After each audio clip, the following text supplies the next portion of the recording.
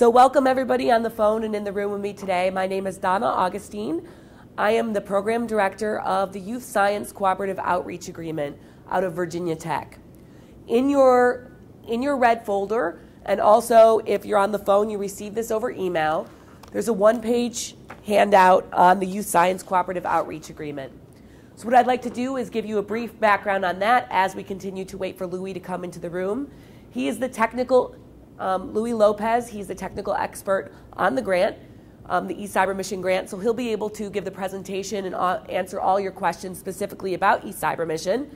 I, however, can answer your questions about the Youth Science Cooperative Outreach Agreement, perhaps the AEOP at large. We also have another specialist in the room and on the phone, so we can take care of those things while we wait for Louis to come in. So the Youth Science Cooperative Outreach Agreement was issued by the Army in 2010. It was awarded with Virginia Tech as the lead organization.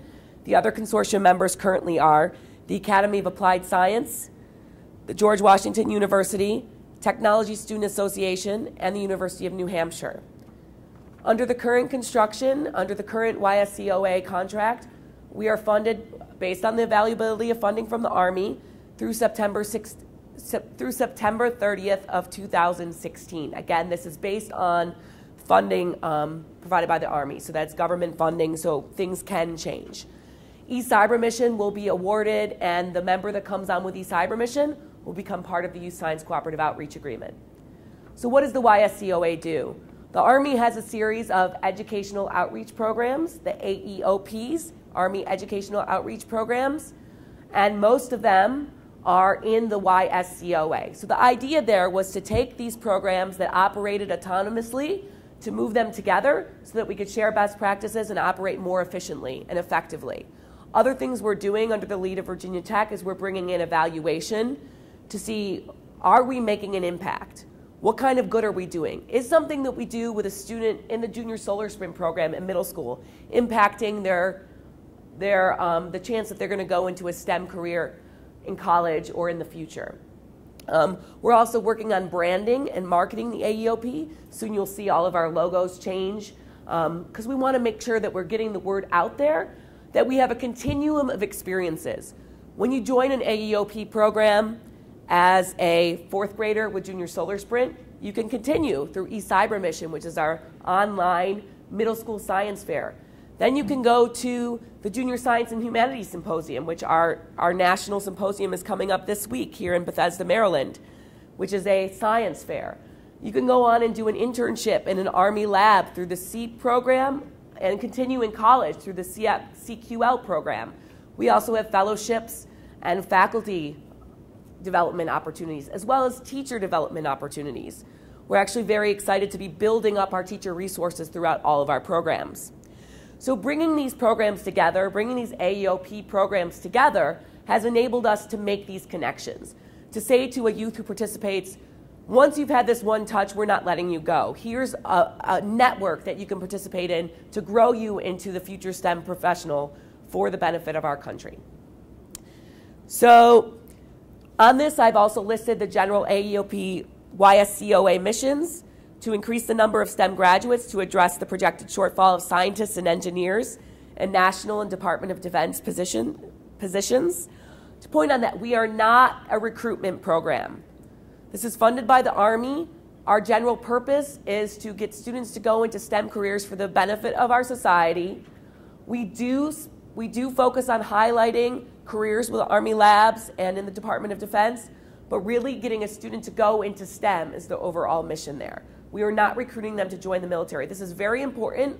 Some parents, rightfully so, want to know how their child is being impacted by the military, how their information is being used. We are not a recruitment organization. We are, however, highlighting STEM careers with the military and with the Department of Defense. One of the other things really to note is many of the labs in universities are funded by government grants as well. So this is all part of our big picture. We want to build our future STEM workforce.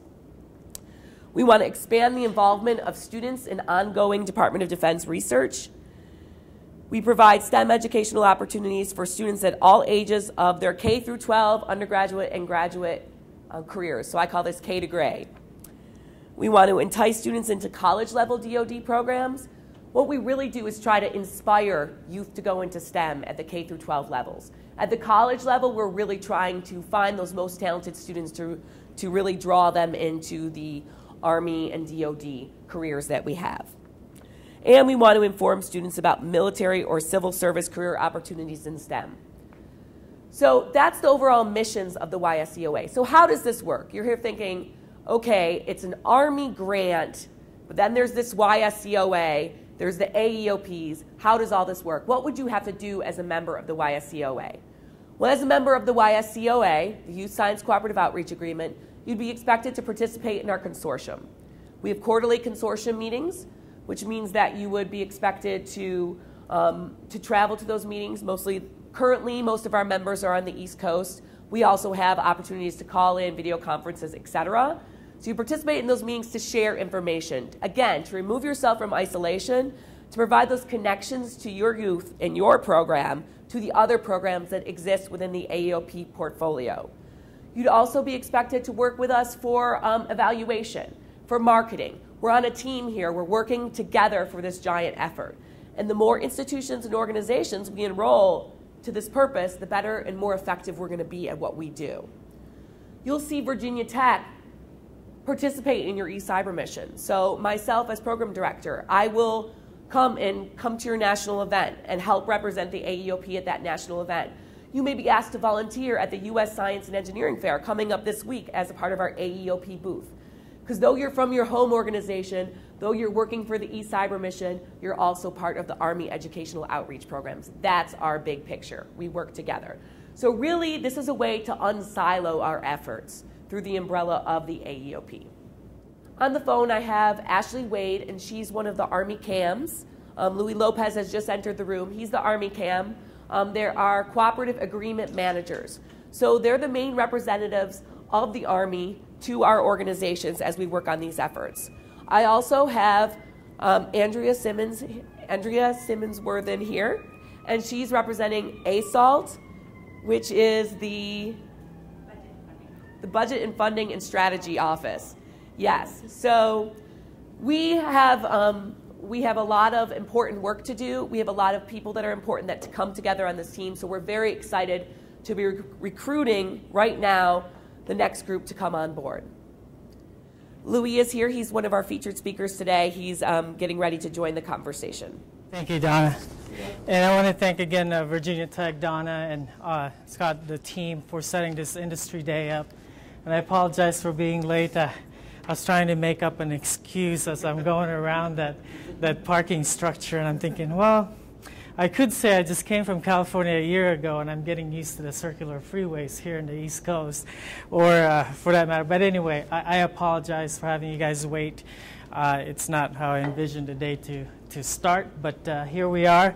I'm going to talk to you about the program, and hopefully we'll have a Q&A session towards the end. Okay, so again, my name is Louis Lopez. I work for the U.S. Army Research Development and Engineering Command. Our headquarters office is in Aberdeen Proving Ground in Maryland, and we do have research laboratories throughout the U.S. Most are in Aberdeen Proving Ground as well as Edgewood. So first I'm going to give you an overview of the organizations involved with this program as well as the Army Educational Outreach Programs. I think one of them Donna has already mentioned, and that is the Office of the Assistant Secretary for the Army for Acquisitions, Logistics, and Technology. Basically, that's where the Army Educational Outreach Office, headquarters office is. They are our funding agency. They set policies and guidelines for all of Army educational outreach programs, including eCyberMission. And then I'm going to talk to you a little bit about our organization and the laboratories within RDECOM. And I think Donna has already talked about Virginia Tech as well as the Youth Science Cooperative. And then we'll go into great detail about the eCyberMission program, the current program, and where we're looking to take this program in the next few years. And then, of course, the requirements for the solicitation. Okay, so again, the AAOP programs, as you'll see, on this handout, on the supporting slides. I'm not going to go through them in great details, but we have them broken down by competitions, experiences, internships, as well as scholarships and fellowship, along with they're also grade specific, some elementary, middle school, and high school, as well as college. Now, what makes the RD Ecom so unique and what we play as a role in the Army Educational Outreach Programs for ASALT is that we have 8 major laboratories, research laboratories, U.S. Army, and they have different specialties. 4 of them are in Aberdeen Proving Ground. We have one in Warren, Michigan, Huntsville, Alabama, New Jersey, as well as Massachusetts. And with that, we have about, I think this data is about 2009, so we have about 17,000 scientists and engineers that work for the U.S. Army, just for RD Ecom, within the U.S. Army, and about 56% of them work for RD Ecom. That's why a lot of the educational outreach programs, there is that unique relationship that we have with our STEM professionals engaging with the students and hopefully getting them interested into STEM and building that next generation of STEM talent. Okay, so just a little bit of a rundown of the RD Ecom STEM outreach and our function. I think as Donna mentioned, we manage on behalf of ASALT the eCyberMission program, and I think it's been like that for the past probably since 2006, 2007, right? And then just recently, we're taking a bigger role in the Army Educational Outreach Programs with the Youth Science Cooperative that Virginia Tech is leading for the Army. Okay? And we also engage in regional STEM efforts in northeastern Maryland, as well as other local and national STEM initiatives. One of the things that we would like to venture out to with not just with eCyberMission, but all of our outreach program is to reach out to the more underrepresented groups. Okay, so just to give you a little bit of an overview of the eCyberMission program, if you haven't already known, this picture actually, just recently we had a couple of teams invited to the White House Science Fair. So we were thrilled because I think the first White House Science Fair, we only had one team go. These 2 teams, one from San Antonio, Texas, and one from North Carolina, were invited to showcase their project. But basically what eCyberMission is, it's for 6th to 9th graders. It's basically an online science fair. So students identify a problem in their local community, and then they propose a solution, whether it be going through the scientific inquiry method process, or what we did last year as a start is we now implemented the engineering design process, so they could go either route and come up with a solution to that problem and upload their solution, supplement it with files or charts or anything like that into our online database or interface where students can collaborate with our cyber guides, and I'll talk about these other folks a little bit later. And then they compete with thousands of students across the nation. Of course, it has to be by grade level competition. They compete at the state level. We identify second place team and first place team. Currently, they earn cash awards, second and first at the state, and then first at the regional. And then we bring all the regional winners to the National Capital Region for the national competition.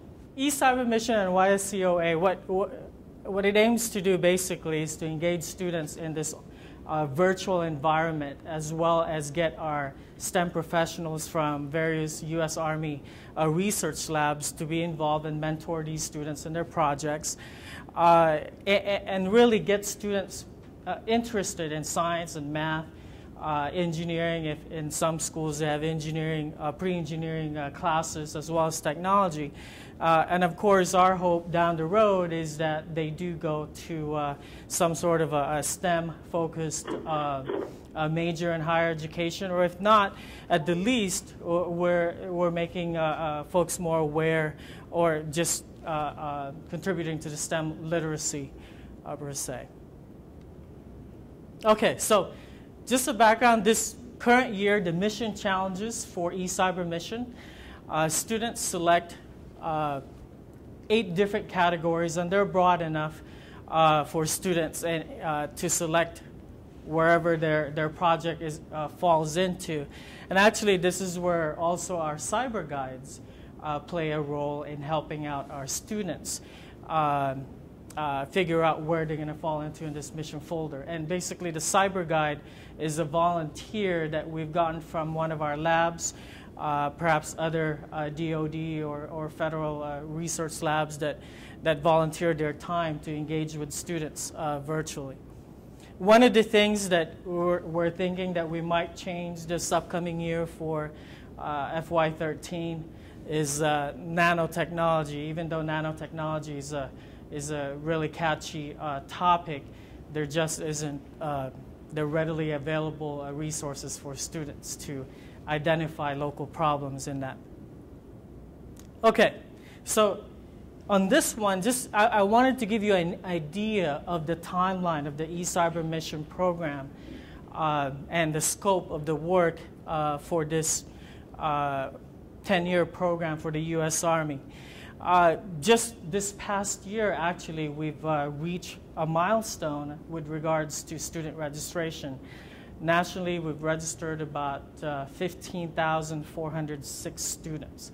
That includes DoDEA sites, so Department of Defense Educational Activities school sites, not just in the mainland, but also in DoDEA Europe as well as DoDEA Pacific.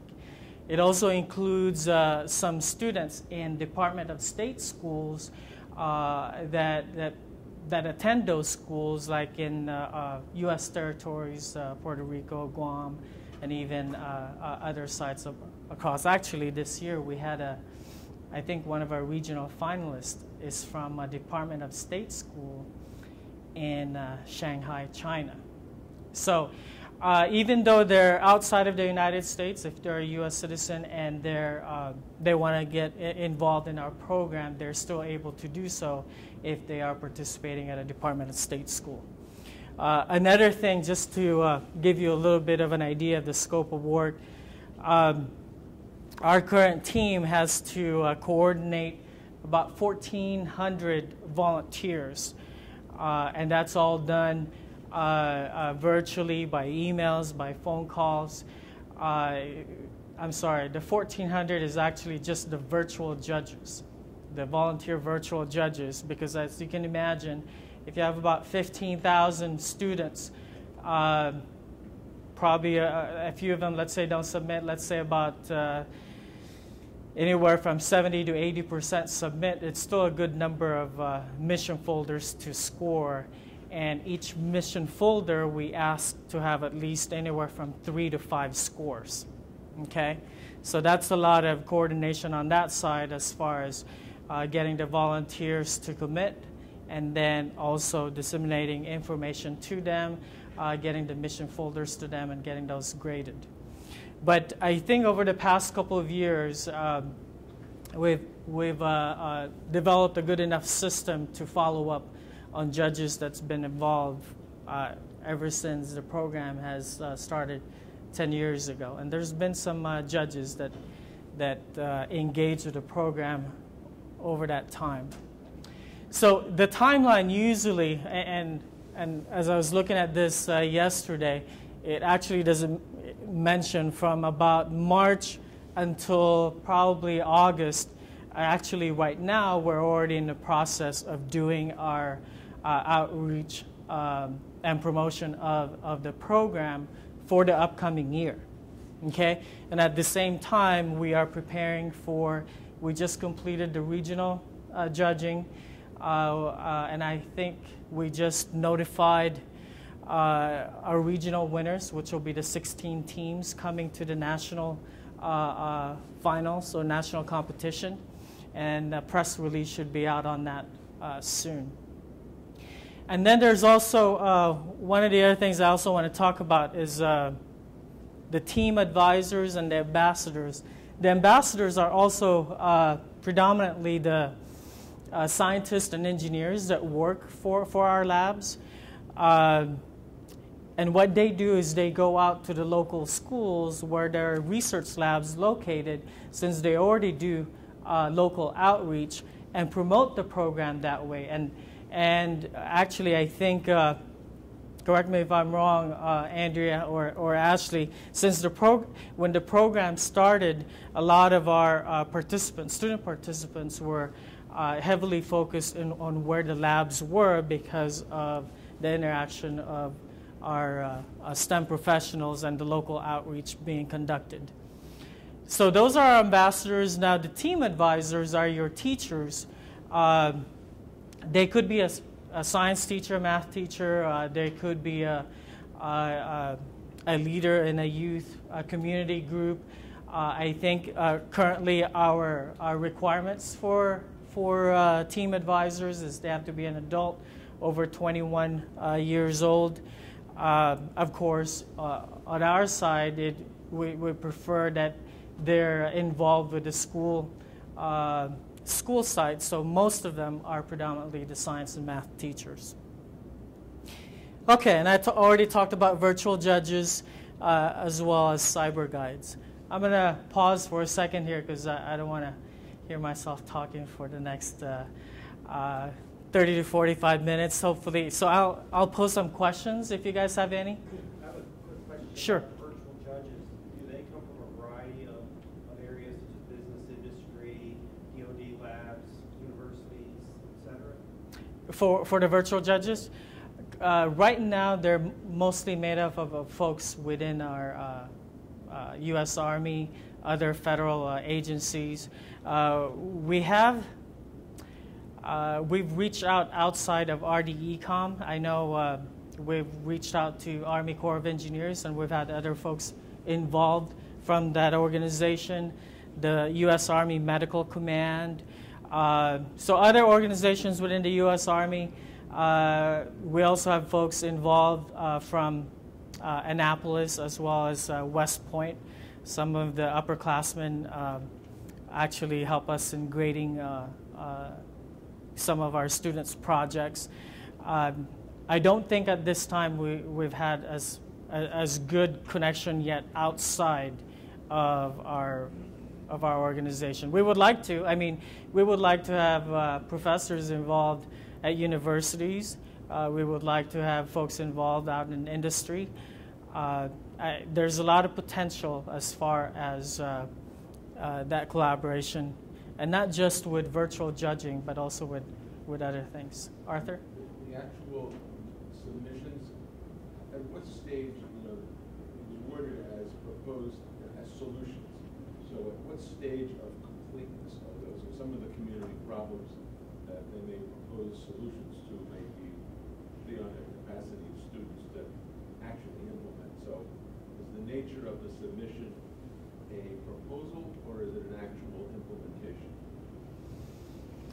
Some are proposals, but for the most part, they've come up with some sort of a solution and actually have done some tests, some experiments, and they back up their mission folders with some data.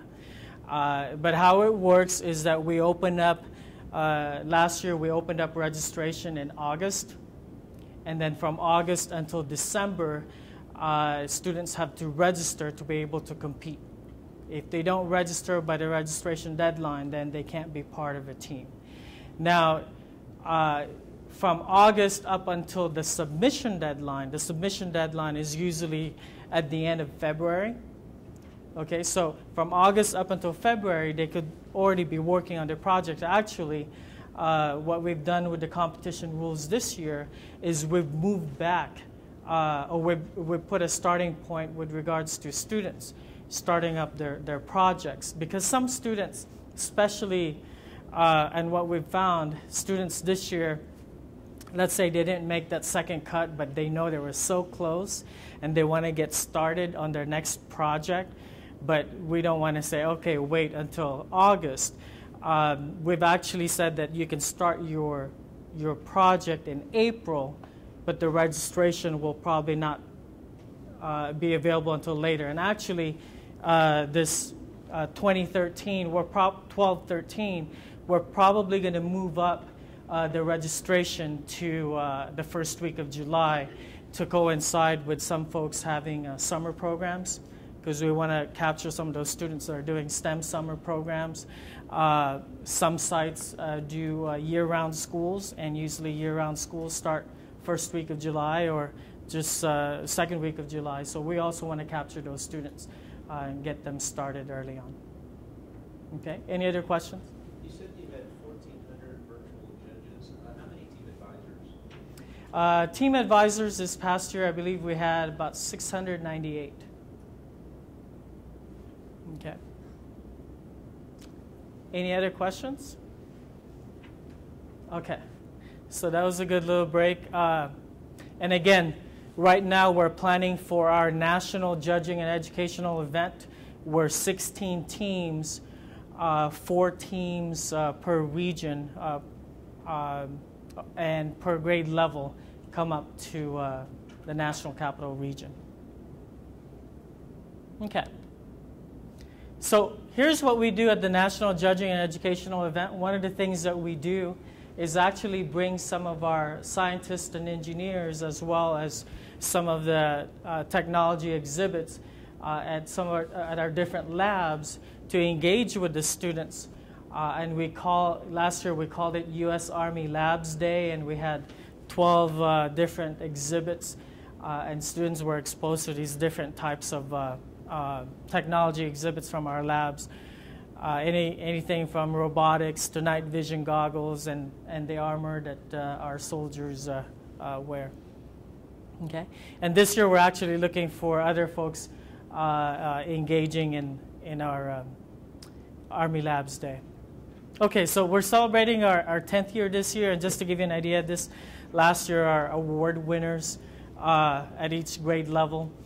Currently, the way it works right now, first place winning team, or last year's first place winning team, each team member could win up to $8,000 worth of U.S. savings bonds. Okay, there will be some changes in that award structure, so that's something that the new provider, the government, and the CAMS and the Youth Science Cooperative Agreement will be involved as far as leading that to the next stage. Okay, so now some information about the proposal or the RFP. Again, as mentioned on the RFP, there will only be one award for this solicitation. And the initial period of performance, and I don't know if Donna's mentioned this earlier, currently the Youth Science Cooperative, the period of performance for that cooperative is from October 1st to September 30th of the following year. Now, since our current provider ends in August, we want to make sure there's a month overlap for transition. So we're looking to bring in a new provider around first week of July, and that initial period will probably run 15 months from July 2012 to September 2013. Okay, and award, again, I'm sure you guys hear this all the time, but we always have to say it now, pending budget approval. Award for the initial period of performance is $3.2 million, and again, subsequent awards could be up to $2.9 million for this project. Of course, the initial period of performance will be subject to performance evaluation for award the following years. Okay, participation in the Youth Science Cooperative Agreement. I think Donna also mentioned this earlier, that when a provider has been notified, they do have to become a member or formally become a member of the consortium. Okay? Now, the place of performance, of course, will be primarily done at your organization's location.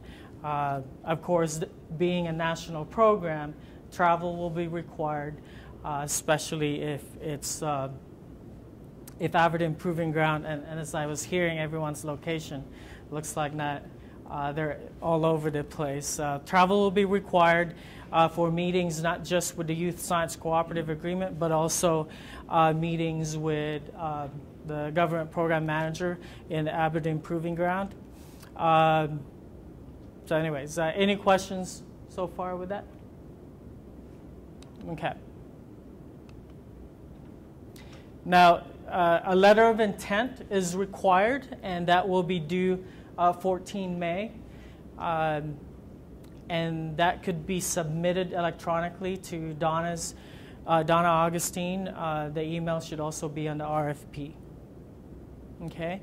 And then the full proposals will be due 15 June, also submitted electronically to Donna.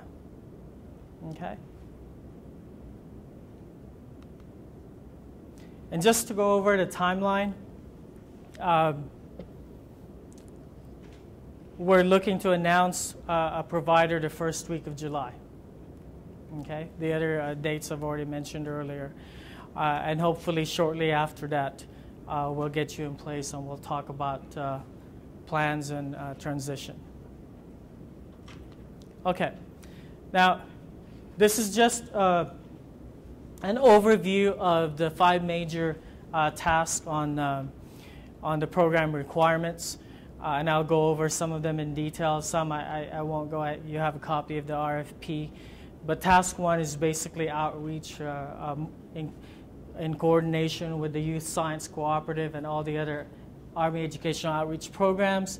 Promote eCyberMission outreach throughout all phases of the program. And that includes outreach to volunteers, outreach to teachers, and of course outreach to students and key stakeholders in establishing program partners. Now, task 2 is all about the competition management, and that's anywhere from student registration to student submission, including the national judging event, as well as the awards for the students. And this also includes registration, training, recruitment of team advisors, volunteers, from ambassadors to cyber guides to virtual judges.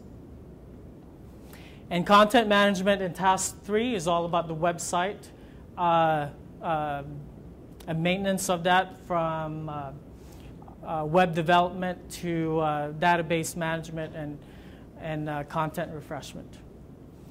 And task 4 is program development. This is where most of our new program initiatives will probably take shape, and then eventually, as those new initiatives become more popular, they'll probably fit into the other tasks as we move on in the years beyond FY13. And then the one thing that's really important for us and then the U.S. Army is, and the government, as well as the Youth Science Cooperative Agreement, is the program metrics. That's one thing that the new provider, the CAMs for the Youth Science Cooperative, as well as the government program manager for eCyberMission, will be working closely to ensure that, bottom line is the government wants a good return on investment and the monies that's being funded for this program and what are we getting out of it. So we want to make sure that that's documented. Okay? Yes? Who's running the content management now? So, where is it held? Where's the database? Where is it distributed? Who owns it? Can it be ported to the new organization? I'm just trying to get a good sense of that. No, that's a good question. And actually, I was going to talk about that more in detail. But yes, right now, most of our programs, I'm sorry. Can you repeat the question? Oh, I'm sorry. The question was that who is managing right now the website for the program? Where is it held? And what's going to happen when the transition to a new provider take place? So right now, our current provider is overseeing that. They have a subcontracted vendor called Leapfrog. I believe they're somewhere in the DC area. They do manage the website interface, the database, but as far as the server, I believe right now it's off-site. Now, to your other most important question, what will happen in the transition? That's government property, and so when the transition takes place, we don't expect the new provider to come up with a whole new website in 3 months to take on the thousands of students and the different program parameters and all that. But anyway, to ease the concern on that, pretty much what we have in place is probably what we're going to use for the FY13. We will look to tweak a few things. One of the things that we're still in conversation right now with Virginia Tech is where that server will actually reside. And since a couple of years down the road, or maybe next year, or actually this year also, they're already starting to work on it, the Army Educational Outreach Programs, we're looking to centralize the website into one portal to all the different programs. And since eCyberMission is a little bit more complex with all the stuff that's involved with it, we're probably going to wait 1 year to integrate that into that centralized portal, because there's that complex database behind it. And I'll talk a little bit more in detail as I go over the task 3. Okay. Any other questions? Yes. In terms of program metrics, are there currently for eCyberMission program metrics that you're hoping to see continue on beyond the current provider? Well, we're starting something this year. We're just barely at the initial stage. But as far as prior years, it's been mainly done on surveys, attitudinals, surveys for teachers, ambassadors, cyber guides, and some feedback from that. But really for us, we want a little bit more hard data and that will give us a feel-good moment that we're doing something good for the students. So one of the things that we're doing, and actually, again, I'm sorry, it's actually in another slide that I'll talk about. But we do have a new initiative right now that hopefully will lead us to the right path in capturing data. See, the problem the challenge, I shouldn't call it a problem, the challenge on our side, on the government, is tracking student data. That's always very difficult. I'm sure you're also familiar with that at your local sites. You probably are engaged. And that's something that we're working with the Virginia Tech folks and Youth Science Cooperative. We're trying to get a blanket umbrella for IRB so that we're able to capture more data and document our students' progress and success. Okay, so I'm not going to go into great detail of the different requirements. I thought it would be good to at least highlight some important things. You can go through the RFP by yourself and ask me questions towards the end. Again, I've already mentioned task 1 is basically the outreach and marketing of eCyberMission, as well as the other Army Educational Outreach programs. Next, also the other thing that we're making a more concerted effort in is reaching out to the underserved population. And then, of course, increasing our pool of volunteers. As you increase student participation, you're going to have to increase your volunteers, because that will be a lot more scoring to do. But I'm really optimistic, as one of the questions came up earlier. We haven't done a good job on this end in engaging with partners outside of the research labs or folks that work for the U.S. Army, and I hope that the new provider can bring in that network of folks from industry and academia to get folks involved in the process. Did you have a question, Art? Do you have any particular targets in terms of expansion, in terms of numbers of students? Yes, I do. I didn't put it on here, but I know it's on the RFP. I believe the first year we're looking at hopefully about 20,000 students. And then I think the following year after that, and I'm sorry, I should know this, I wrote that, but okay, yeah, it's in there. And then I also put a percentage of, I believe I said about 65% submission rate for projects. Okay, and then I also put some ideal fits for what would be a good ratio for virtual judge to the number of mission folders that they score. So that'll give you an idea of how many virtual judges you need to recruit. But on the good side of this is that in the past couple of years, our virtual judges have increased every year. So I'm hoping that trend continues. Okay, so task 2, competition management.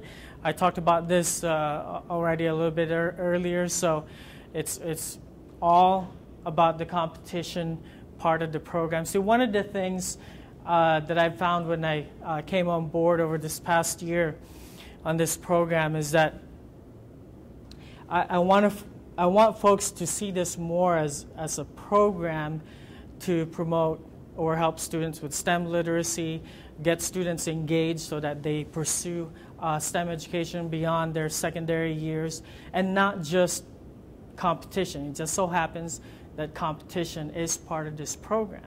But what are we really trying to teach the students?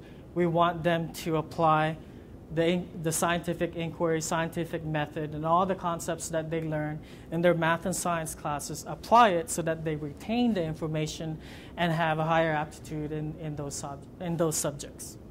Okay?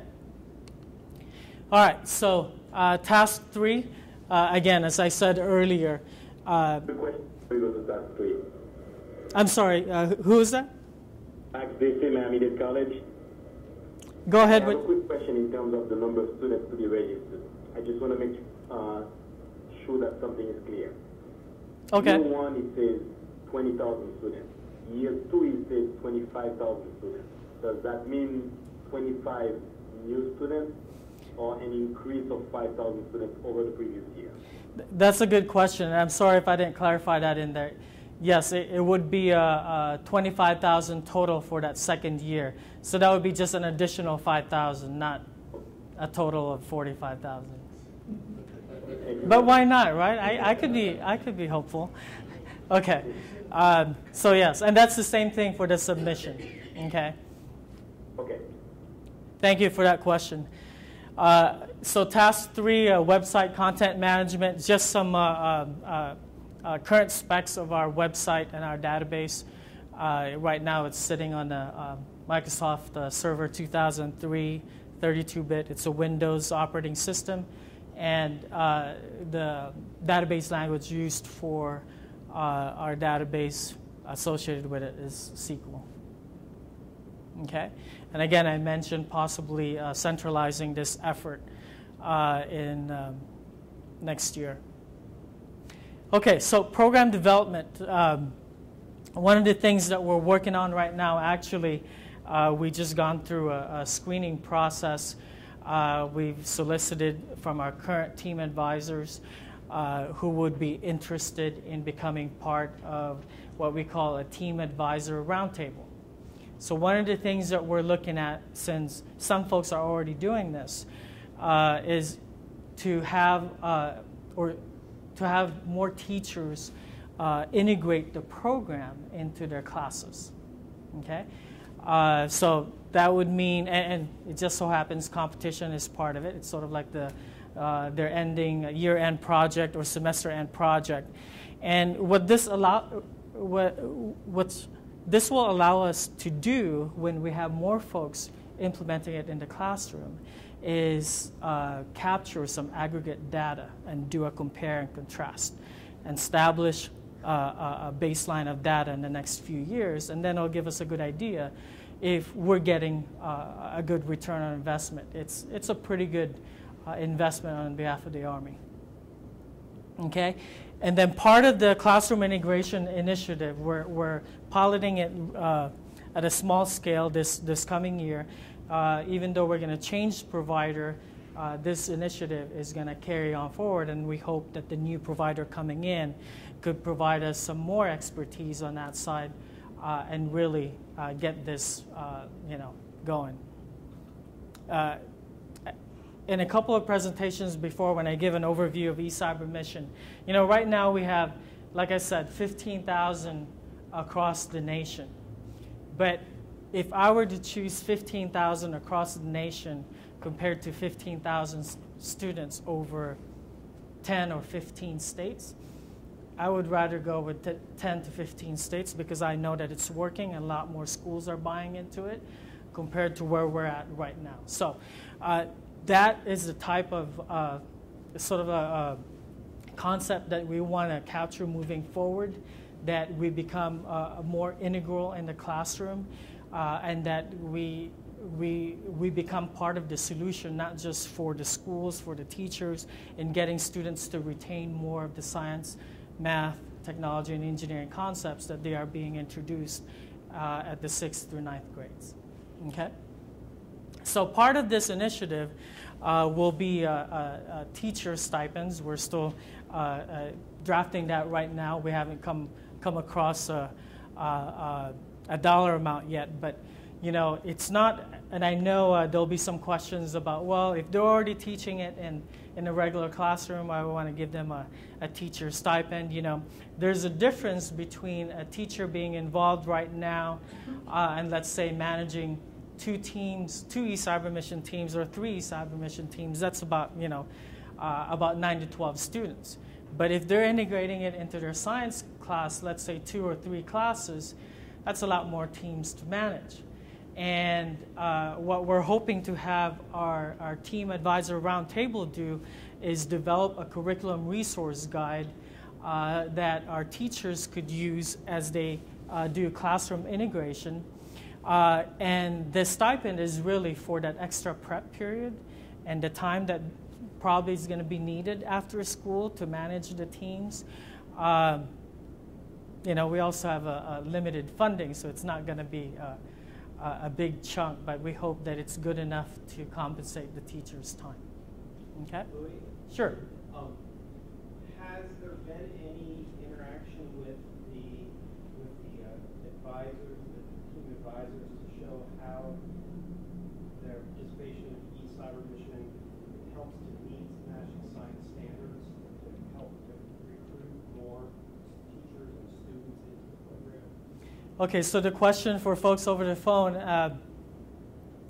has there been in the past team advisors, I'm sorry, I blanked out. Basically any kind of resources or professional development to help show teachers how they can use eCyberMission to integrate to the national science standards in their classroom. Okay, so do we have any existing resources for team advisors and how to integrate it into the classroom? We do. We actually have a team advisor resource guide, but it's not focused on classroom integration. There's a couple of pages in there that mentions how basically incorporating the scientific method inquiry and the engineering design process could fit right into reinforcing your scientific concepts that you're teaching in your class, but nothing robust. That's why we're forming up these teachers that have had a wealth of experience with eCyberMission, as well as a few of these teachers that we've selected have already integrated the program into their classroom, and we hope that they can help form up this more robust resource guide, and that's going to be available hopefully this August. Just one comment to his point.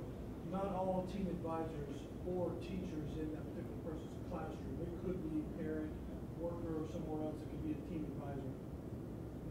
the exception to the rule, but you do have team advisors that aren't teachers of those. That's correct. There are other team advisors, not necessarily a science or math teacher at a school site. Arthur? With respect to the budget, teacher stipends, prizes, those sorts of things, which are they part of the provider's budget? And if so, how do we know what sort of guidelines? Because you were saying that both the prizes and the stipends are not quite decided yet for the coming year. Okay, so the teacher stipend, I'm looking right now, I'm looking at hopefully we get 50 teachers to buy in for next year. We've had a good response when we sent out an initial survey and see who would be interested.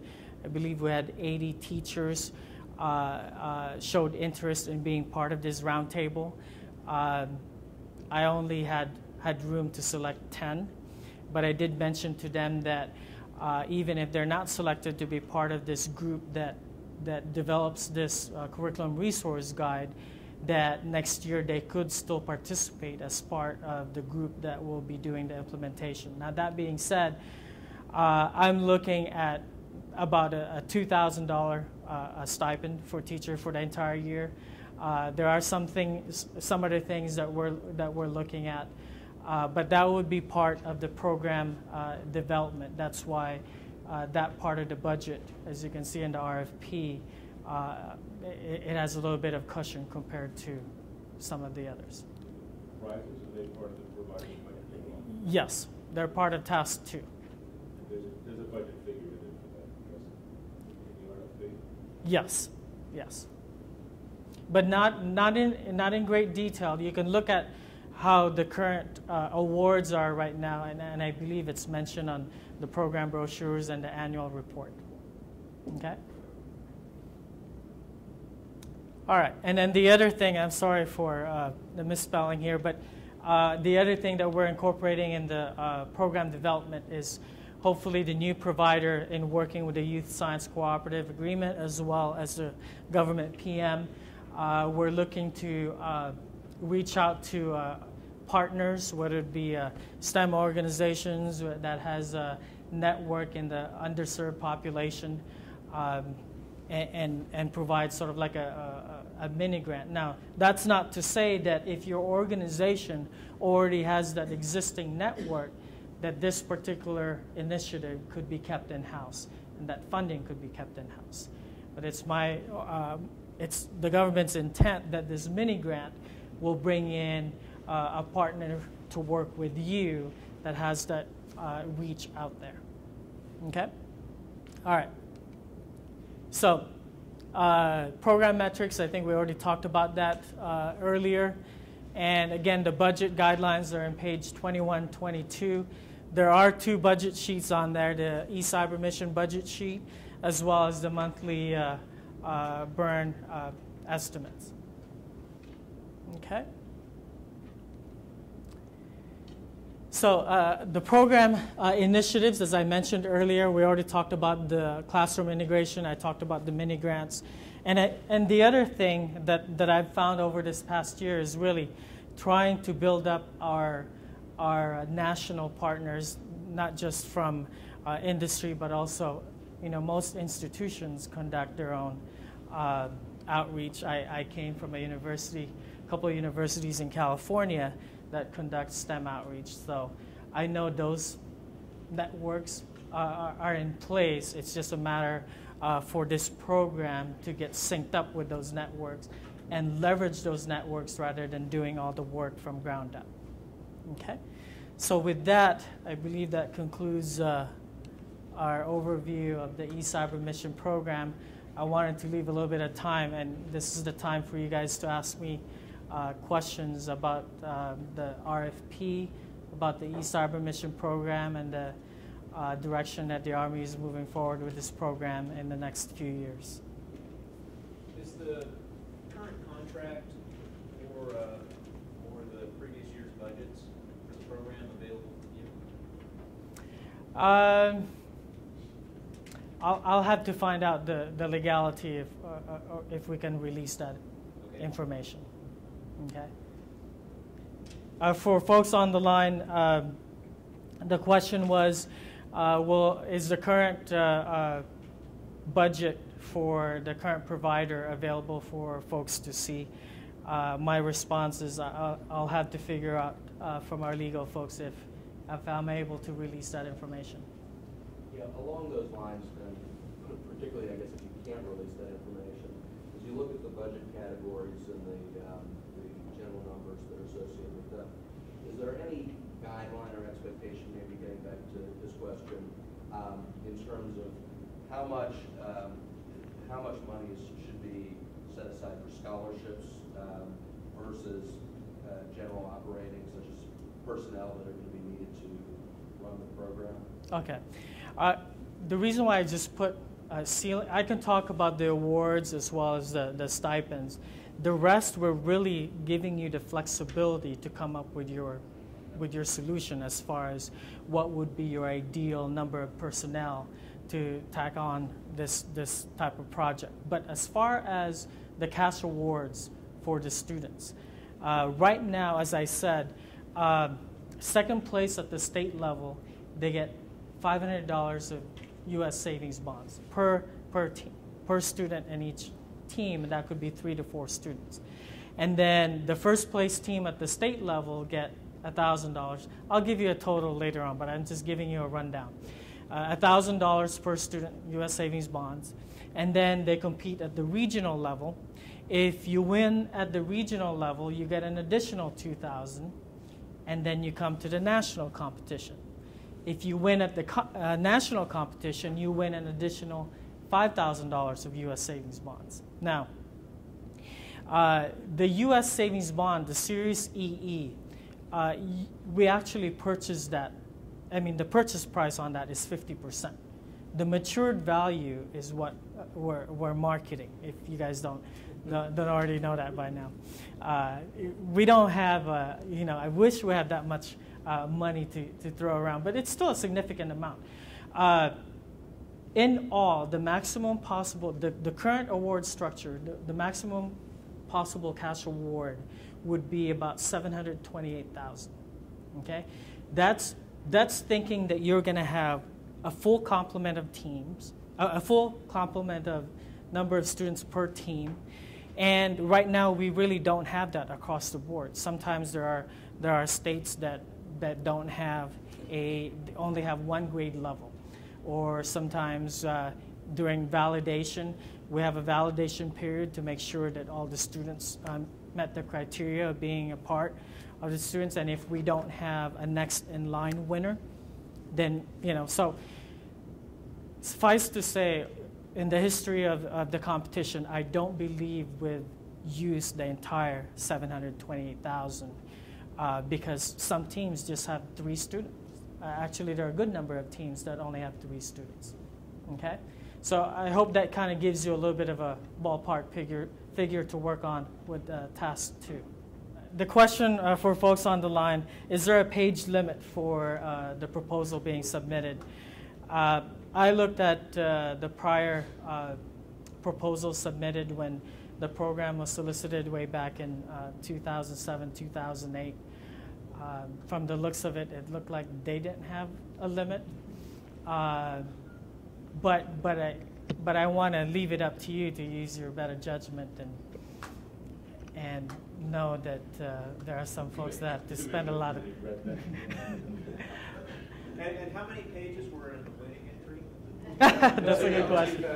I'm sorry, I didn't count the pages, but it was significant. And I mean, I know NSF sometimes they allow folks to provide an appendix, and sometimes mostly they don't. But they tell reviewers that you don't have to read the appendix, or everything that matters should be in the narrative. Right. But the prior proposals did have an appendix in support of their proposal. Okay, question, and then I'll get back to you. Are there any current formal partnerships with some of the other service organizations or not-for-profits At this time, no. But that's where we want to go. There's a lot of potential for the program. And I think even though we've been around for the past 10 years, we're still barely at the surface. I mean, one of the other Army programs that's been around for a long time, the Junior Science and Humanities Symposium, right now is celebrating their 50th year. They have formal partnerships with the Army and with the Navy and the Air Force as being part of the program. Now, is that somewhere where we want to go with eCyberMission? More than likely. It's something that we would be open to and getting those folks involved. Now, within the past year, I think we've made some strides in getting some other folks involved. As I mentioned earlier, getting other folks within the U.S. Army involved, the Medical Command, the Army Corps of Engineers, the Test and Evaluation Command. I mean, there's lots of other organizations that we could use their existing network and their local outreach efforts to get the information across. Okay, I'm sorry, I'm back to you. In the RFP, it talks, and you mentioned also, it talks a lot about trying to recruit a larger underrepresented base of students. Mm-hmm. Of the current 15,000 plus students, do you know the percentage that are currently from underrepresented populations? And I guess the follow-up is, how much of an effort has there been over the previous 10 years as compared to where you want to go? Honestly, in looking at the program history, I don't think we've tracked that data. Only because we're not allowed to. Some of the data that we've tracked just in the past year, since I've been here, is just look at what school is that student participating in, and is that school a Title I? Does that school have a high percentage of students in free or reduced lunch? But we can't necessarily pinpoint that student is on free or reduced lunch. That student is a first-generation college bound. So all those things are your usual key indicators for underrepresented or underserved students. But that's hopefully something that we want to move forward with, hopefully with this IRB that we're working with Virginia Tech. And also, if the new initiative of the classroom integration takes shape, and if you have a good number of teachers implementing the program in their classrooms at a school, we have a better argument as far as a good number of that school's population and the school profile as far as it being Title I, free reduced lunch and everything. Okay? I hope that answers your question. Do you have a wish list of what needs to change on that current collaboration site? And then secondly, what about localization? So I'm curious as to, ask you, for example, as you recruit the diversity population, the Hispanic areas, this notion around a localized site, using the same content management, I'm just curious as to how much of that is part of the mission, or because of the way you're structuring it, it's English only and that's it? That's a good question. Okay, so the question, just repeat to the folks on the line for task number 3, as far as reaching out to folks that are language learners, where English is their second language. Also, what is the Army's vision moving forward with the interface that we're using now? Right now, I believe, in years past, the website content management was actually being managed by a separate contractor from the folks doing the marketing and promotion of the program, and there was also a separate contractor doing the national event. And based on past experiences, those just didn't work too well. So over the past couple of years, we've had one provider that oversaw all those things, even though the website content management, development and all that was being subcontracted to one of their subcontractors. Now that being said, I know there's lots of technologies out there that we can take advantage.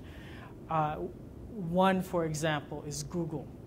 I mean, really, I don't know if you guys are familiar. I mean, you guys should be familiar with Blackboard, Moodle, all these different online learning management software. I'll tell you, Google can pretty much take over all of that. There's probably just one missing piece, which they could probably integrate. Well, you could probably integrate in the Excel online sharing, but the one missing piece that those Blackboard and Moodle have is to maintain grades or scores or anything like that, unless that has changed over the years with Google and all its online apps. I mean, look at what they have right now with, the video chat with Google. I think that's going to be tremendous for this program. And I'd like to see in the next few years in working with the new provider to come up with innovative ways to incorporate some of those online applications that are available out there into the program. We're not set on our current, how should I say, on our current user interface as well as our database. As a matter of fact, I think our database needs a little bit more work, because if we want to move forward and increase student participation, therefore there'll probably be a lot more traffic interaction. See, the cyber guides, when they interact with the students, it's through prearranged online forum. Of course, we have to abide by I believe it's the Child Online Protection, the COPA guidelines with regards to adults interacting with students online. Actually, most of our cyber guides, or actually all of our cyber guides, go through a background check. Okay, and our folks in our security help with that. I believe also our current provider do a background check. And it makes it easy, since most of the cyber guides already have secret clearance in the U.S. Army. So they pass.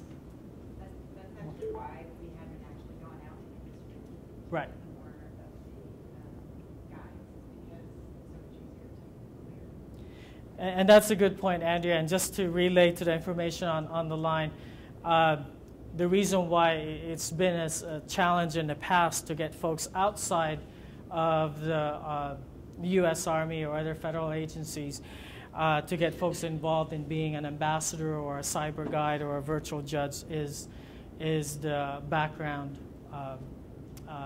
check as well as the clearance. It just makes it easier when folks already have a top secret or a secret clearance. We know they've already gone through a rigorous background check. Okay. Okay, I hope that answers your question. Okay. You mentioned that the website kind of does the job right now, but that the database might need some updating, some upgrading in the future. The website we can see, the database we can't. Is there a way you can get us access to at least the structure of the database so we can see what you currently have? Okay, I can see what we can release on that. Or even a representative sample. Mock database. Okay. Representative sample or something. So we can see the fields and how you got things tied together. Okay. The software you're using and all that. I'll work with our current provider and see if we can get some sort of a guest account, or also go through their subcontracted company and see if we can provide you guys some information. And do me a favor, for those who are interested in getting that information, if you could just email Donna, and I'll get that to you. Okay? I think also when you make it available, it's correct Okay. Yes, it'll be All right. posted on our web. Okay. So we'll post it on the Virginia Tech RFP for eCyberMission. Okay. Any other questions? For the national event where people come together, is there are participants responsible for any of their costs, or is that all part of what the grant will provide? It's all included in what the grant will provide. None of the Army programs will ever charge students or teachers. Right. But if parents or anyone else want to come, is that on their own? Okay, that's a good question, and I'm sorry. Let me relay that question first to the folks on the line. The question was for the national event and the cost of conducting the national event. Is that included in the grant award? And the answer is yes. What about? And also there was a question about charging, or is there a charge for attendance at the national awards? No, there isn't. In the past, and we've done this also last year, and I think we're also going to do it this year. You know, it's a big deal for students to make it to the national stage. And actually, when our director of our headquarters in RDECom, or our deputy director, were calling the regional winners, it was just this past Monday. I mean, kids were screaming on the line.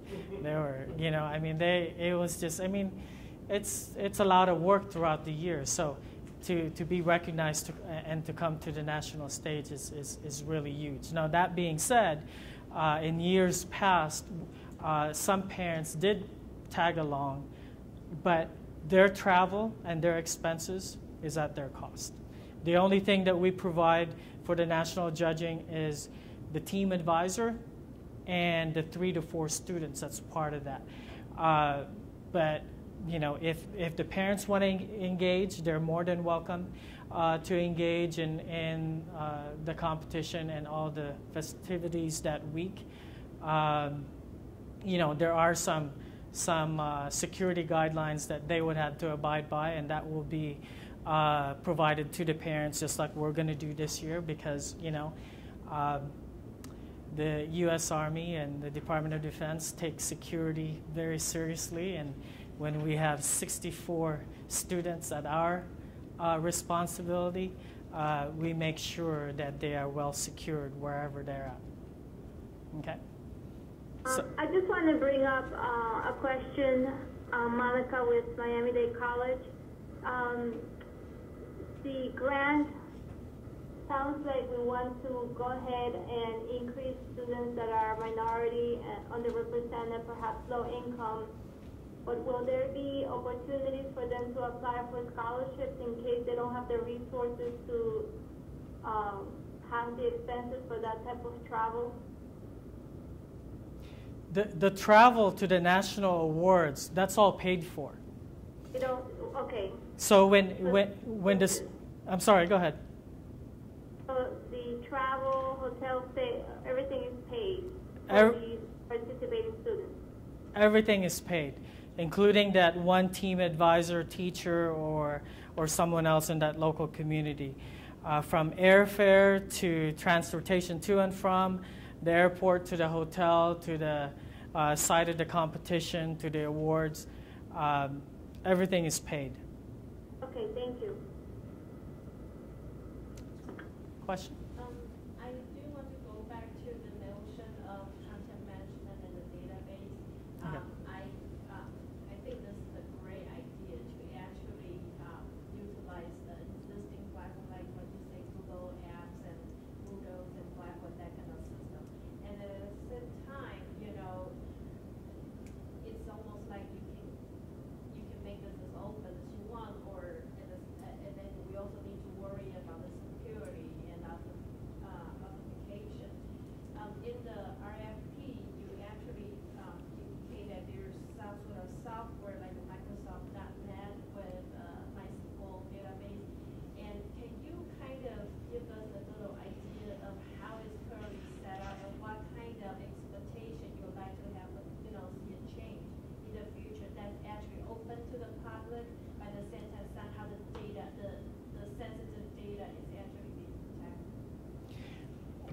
Okay, the question was with regards to the website content management and what the U.S. Army sees moving forward with regards to how we incorporate new technologies and how do we preserve the security measures that we currently have.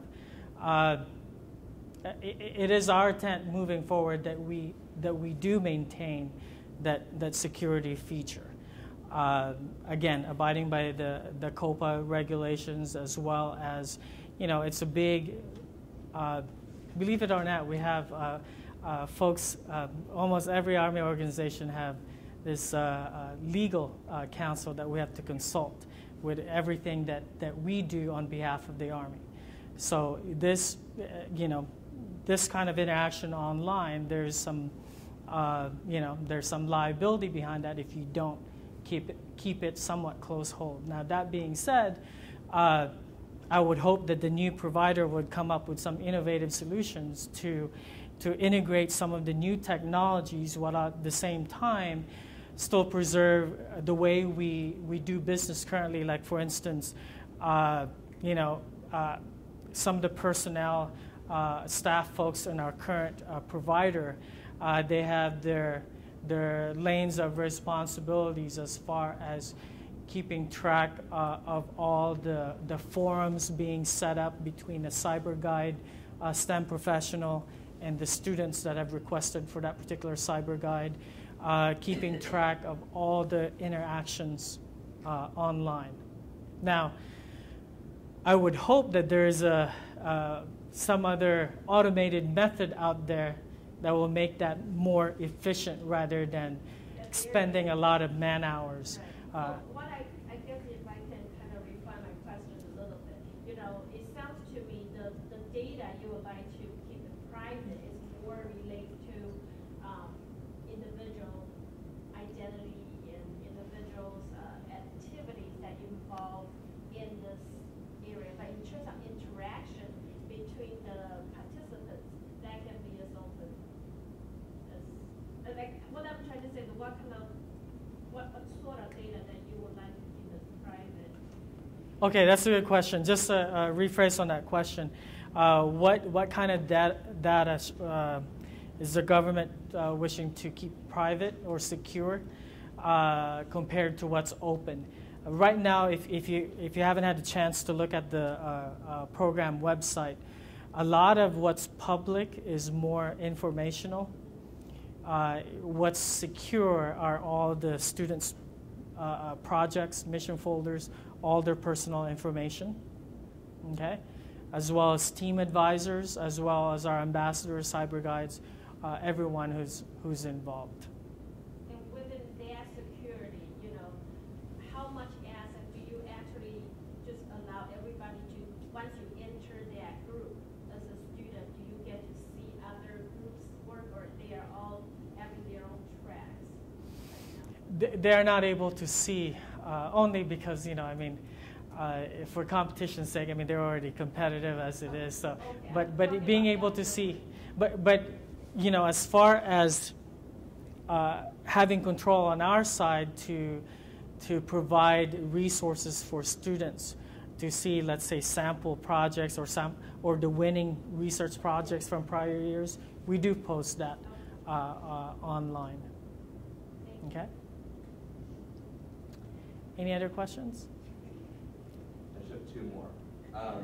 But how are who goes about, in terms of the mission challenges categories, how are they selected? Does it vary from year to year? Is there a committee that looks at those, or what is the process? That's usually the recommendation of the or collaboration between the provider and the government PM.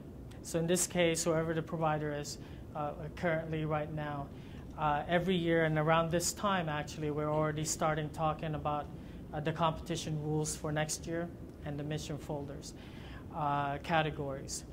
So they give me feedback on, and I don't have that data yet, but they give me feedback on the breakdown of how many students did sports and recreation or something like that, and alternative energy. So and I'll have an idea of, you know, and then also we keep track of some of the mission control feedback that we get from the teachers and the students. Hey, you know, this is hard to grasp. Hey, we don't have a lot of resources on this.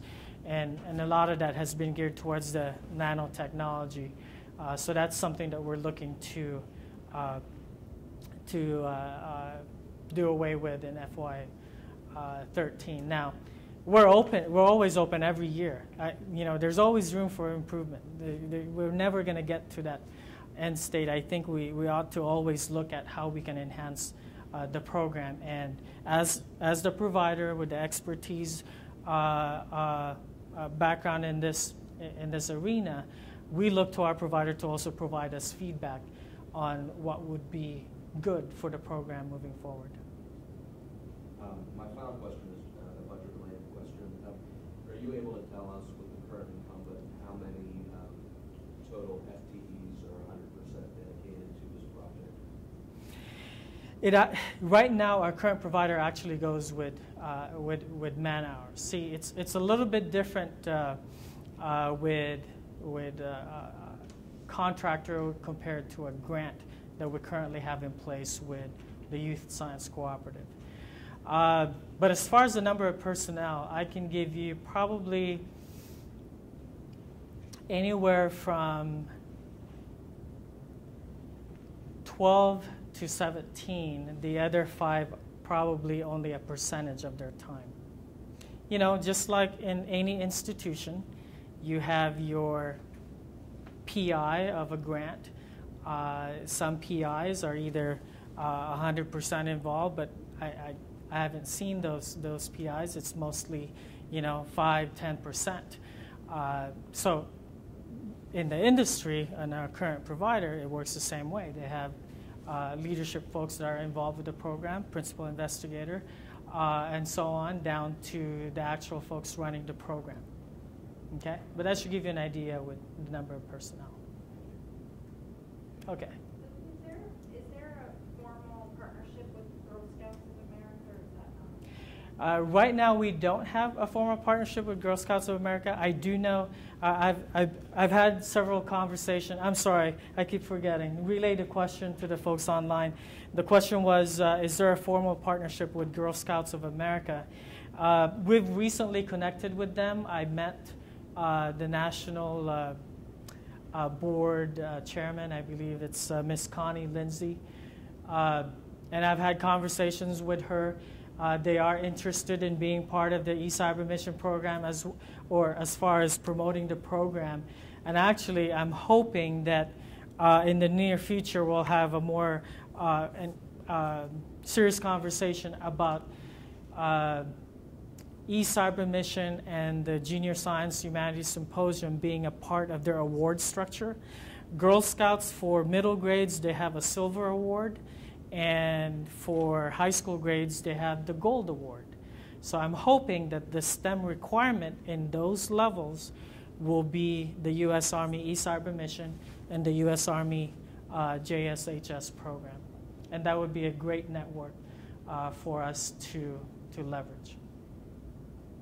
Okay? Any other questions? Okay, folks. Any other questions from the folks online? Again, okay. Did she say she had? Again, I want to thank everyone for coming here to Industry Day, and feel free to email your questions to us as you are finalizing your proposals or getting your thoughts together for your proposals. And all questions should come over email directed to me, and then we will post a frequently asked questions list on the website. Great. Thanks again for coming, and I'm sorry for the delay. And I'll stick around if you guys have any questions for a little bit. Thanks to everyone online. Thanks, Ashley, for dialing in. Thanks, Louie. Great job.